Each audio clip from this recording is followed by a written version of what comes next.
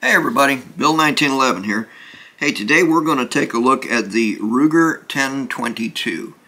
Now, this is actually a Ruger 1022. It just has a different stock on it, okay? A different trigger group on it, and a different barrel on it. Now, unfortunately, in order not to get enough of a close-up of what we're doing, it's very difficult to get the entire gun into frame at the same time, okay? So I'm going to ask you to be patient. Getting the right camera angles can be tough on this. So the first thing we need to do if we're going to disassemble this gun is to take the stock off, okay? But what I'm going to do is this. This particular gun has a quick detachable scope mount. We can pull these handles back. They're stiff, but they do move. Okay, pull these little handles back to level. Okay, these two little guys here. All right, and then we simply lift the scope out of the mount. Okay, a couple of little wiggles, and out she comes. That's just going to keep from banging the scope around for us. It also makes the top of the gun a lot flatter so that we can kind of set it down like this to work on it instead of having it go all roly-poly on us every time we want to do something. Alright, so right here in front of the trigger group there is a screw. Alright, this is the screw that holds the stock on. It's just a one screw stock. Okay, so we're going to take the screw out.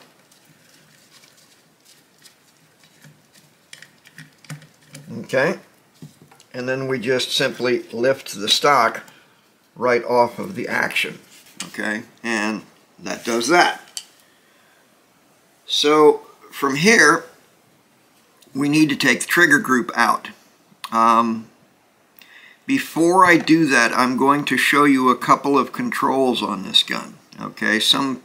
Most people are aware of it, but if you're new to the Ruger 1022, when you want to lock the bolt open on this, there's a button right here on the trigger group that you pull back and then release the stock and it'll kind of push it up, but that locks your bolt back open. Okay, when you want to go the inverse operation, you pull it back, push it down till it clicks, and then your bolt will go back forward. Now, you want your bolt forward and this disengaged before you start to take this apart, because otherwise the bolt will release and snap forward, and if you got your hand in there you can get pinched. So there are two pins that hold the trigger group in. Okay, we have one here and we have one here. We're simply going to take our screwdriver, our little skinny screwdriver, and we're going to push that pin right out the other side and extract it. Okay, we're going to do the same thing with the one on the front. Just give it a little push and it drops right out. From there, the entire trigger assembly just lifts right out of the gun. Piece of cake to get this thing apart to this point, okay? So we're going to, from here, take the bolt out. Now, I don't know if it's just this particular gun or what, but this thing is a pain in the backside to get the bolt out, which isn't necessarily a bad thing, okay? The reason why it's not a bad thing is because, well, you know it's not going to come apart on you when you're firing it. So that's a good thing.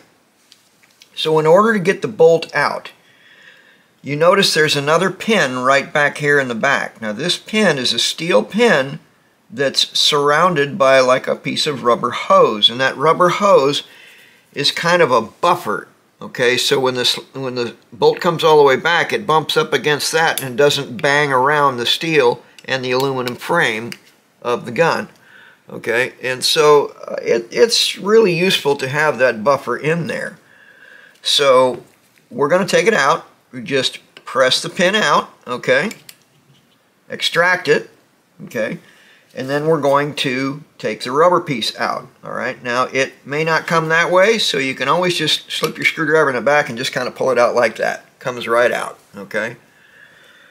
So once that's out, you need to lift the bolt out. Now this bolt comes back all the way, right? But if you look right up here in the front, it isn't quite all the way back, okay? And you can't lift the front of the bolt out because it hits right here on this little metal piece that's sticking out in the stock. So what we're going to do is go in through the hole on the side while we're pushing the bolt back. We're going to go in here from this pin that we took out, and we're just going to kind of lift up on the back of the bolt, okay, until it pops back just a little bit further, okay. And once it gets all the way back, then we can lift the front of the bolt up and it will come out, okay. So it comes out just like that. All right, from there we can release the charging lever and extract it right out through the side. Well, that takes it apart, okay. And believe me when I tell you that's the easy part. The hard part is getting the bolt back in. So the problem is that as you're pushing this back, okay, it tends to want to kick sideways and bind against the guide rod so it won't push back. So that's probably the worst part of it, is just getting the bolt handle all the way back into position. So from here, we're going to clean the gun like you would clean any other gun. The first thing we're going to do is we're going to make sure that our cleaning rod is long enough to go all the way through the barrel and come out the other end. And it is. Okay, the reason why is if you get a patch partway down the barrel, you can get it stuck in there, and that's a real pain in the rear end to deal with. So we don't like real pains in the rear ends here. We like things to be as easy as they possibly can. So we verify that our rod is long enough, okay? And it definitely is. So from here, we're going to put on our 22 jag, and we're going to get our 22 patch. Now, this thing is clean, so I'm not going to go through all of the motions of running it through 17 times and doing all that. I'm simply going to describe. We're going to wet our patch with our gun cleaning solvent, our bore cleaner, okay? And then we're going to mount it on our jag, and we're going to push it through the barrel, okay, all the way until it comes out the other end, okay. All right, and once it comes out that other end like that, all right, we can take the rod back out and repeat the procedure with the wet patch, okay. From there, we're going to use our bore brush, and we're going to run it through. Now, there is something I want to caution you about on bore brushes. Don't run the bore brush partway down the barrel and then reverse directions and try to pull it out. You can pull it out. The problem is that it kinks those bristles, and the diameter of your bore brush shrinks. It gets smaller, so it doesn't do as good a job of cleaning the barrel from then on. So what you want to do is you want to run it all the way through till it comes out the other end, and then pull it all the way back until it comes out, and all the way in, all the way out. That's how you want to brush your barrel. It will dramatically increase the longevity of your bore brush. It's just going to last a whole lot longer. Okay? So after we've brushed the barrel, we put on a dry patch and we clean the barrel with a dry patch. Now we're going to do that probably a couple of times. If the bore is really dirty, run another wet patch, brush it again, and another couple of dry patches to dry it up. After you've got it all dry inside, then you're going to take your gun oil and you're going to add it to a patch and run that up the barrel, okay? And that's going to put a coat of oil inside your barrel. That will prevent it from rusting. Now, there's a common misbelief that stainless steel can't rust. I'm here to tell you it definitely can rust. If you neglect it badly enough, it can and will rust. Okay, that's unfortunately how it is. Okay, so after you've cleaned your bore, you're going to clean your bolt. Make sure you get all the garbage out of your bolt face, because what sometimes happens is around the edges, right around these edges. Okay, I'm going to show you. Looks like there's a little bit in there right now. Okay, you get dirt built up inside that area, okay, and it will stay in there, okay. So you can see that little bit of dirt I just got out of there. So you want to make sure that you're clean around all these edges, because that will sometimes prevent the cartridge from seating all the way down into the bolt face. This can cause lots of problems. It can cause your extractor not to be able to hook around the case and pull it out of the chamber. It can cause your firing pin not to come far enough forward to set off the round. Now, that's in cases of extreme neglect. Okay, so you're going to want to make sure you get that area nice and clean. Okay, so after you've cleaned up your bolt, you're going to clean up your trigger group. Anything you see that's in here, get that all cleaned up. And apply oil where you need oil, okay?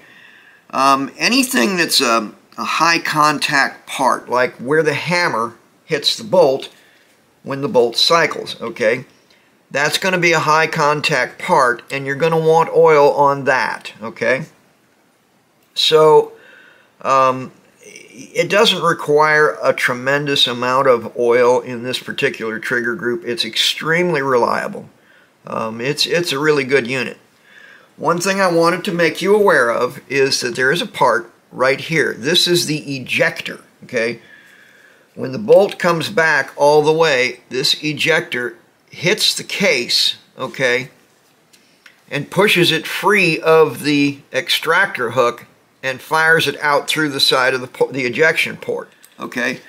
This ejector can get folded back like that, and if it does, you won't be able to get the gun back together. So just make sure there's a slot cut in the front of the trigger group, okay, right here, that this fits into. It just slides right down into it, and that's got it in place. Just verify that it's there before you put it back together, okay, in that position. Okay, so let's put this guy back together. Okay, now in the next video that we do on the 1022, I'm going to completely disassemble this trigger group, okay? That means we're going to take all these pins out of it and take it completely apart, all right? This gold-colored piece right here, this is what causes the magazine release to actuate, okay? That's this plunger right here. So by pushing that forward, you drop the magazine out the bottom of the gun, all right? So this plastic part broke on me. So a friend of mine and I cast one out of brass and made a brass one. And it's been working in here for a long time now, and it works very well. So these parts are not expensive. They do break sometimes, and you can get them through Ruger or a company called Numerich Gun Parts. You can quite often get them there. Okay, so let's put this guy back together. And like I said, this is the pain in the neck part. All right. Now, when you put the spring back in, okay, if you'll look, hard to see what I'm showing you here. Right back here in the back of the receiver is a little like metal knob that's sticking out. That's designed to catch that pointed end on the guide rod and hold it in place, okay? So make sure that that's seated in a place where it's supposed to be.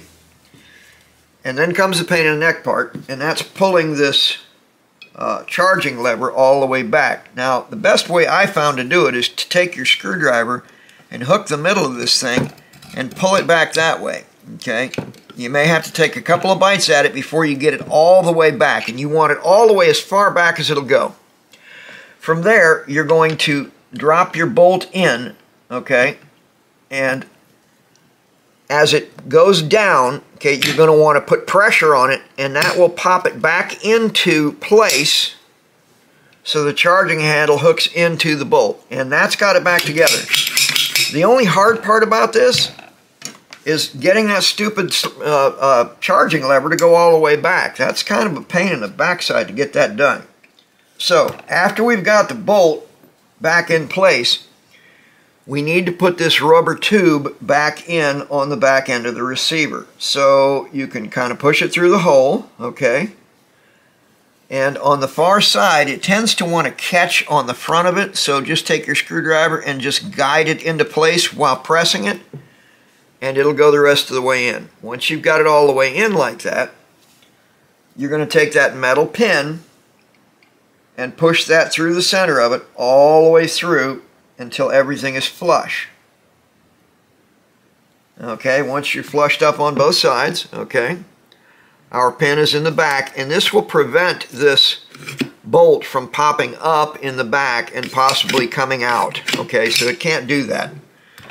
So now we're going to put the trigger group in. Now, if you turn this thing upside down to set it in, that's when this thing the ejector tends to swing out and cause you a problem. So what I like to do is turn the gun over right side up and slip it in from the bottom. Okay, it just keeps that in position, so it's not a problem. Once you line it up, you put your pins back in. Okay, press them through, then get the back one.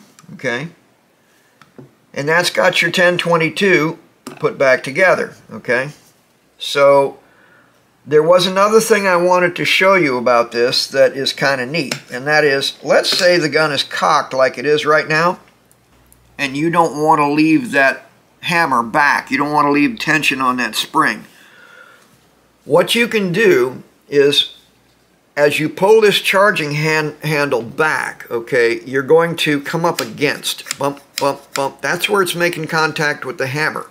From there, if you pull the trigger and then release the bolt, okay, it uncocks the gun. Okay, let me do that again. It's cocked right now. Okay, we're going to pull it back till it goes up against. Not all the way back, but just till you feel it hit. And then you pull the trigger and slowly lower it forward. Okay, and it's uncocked. Okay, it's as simple as that. So, let's put the stock back on this puppy. Very easy to do. Okay, I turn it over upside down, make sure that my pins are all flush, and we simply lower the stock down onto the gun. Okay, you may have to wiggle it a little bit, but it'll go. From there, we're going to put our screwdriver in and tighten our screw into place. Okay, once that's in, crank it down until it's snug. Okay, and that's got the stock back on the gun. All right, now to put the scope back on, okay, we simply make sure that our locking levers are in the back, facing back positions. Okay, if they're not back, then it's not going to go all the way down, and then we just slip it into the mount. Okay, which of course it's going to argue with me now. Okay, once it's all the way down, okay, we're going to rotate those locking levers forward, and that's going to lock this scope into place. Okay, so once we're locked, that's it. Okay, so that's got your Ruger 1022 assembled and disassembled, and we've got a nice clean gun. Thanks for watching. We'll see you next time. Hey everybody, Bill 1911 here. If you found this video to be helpful and informative, don't forget to like us, and please subscribe, and by all means come to visit us at askbill1911.com. Also, I want to talk to you about something that's very important to us, and that's your safety. So please, don't try any of the things you see on our videos until you have thoroughly reviewed and understood our safety procedures. If you're under 18 years of age, do not try any of these topics without the express permission of your parent or guardian. Thank you.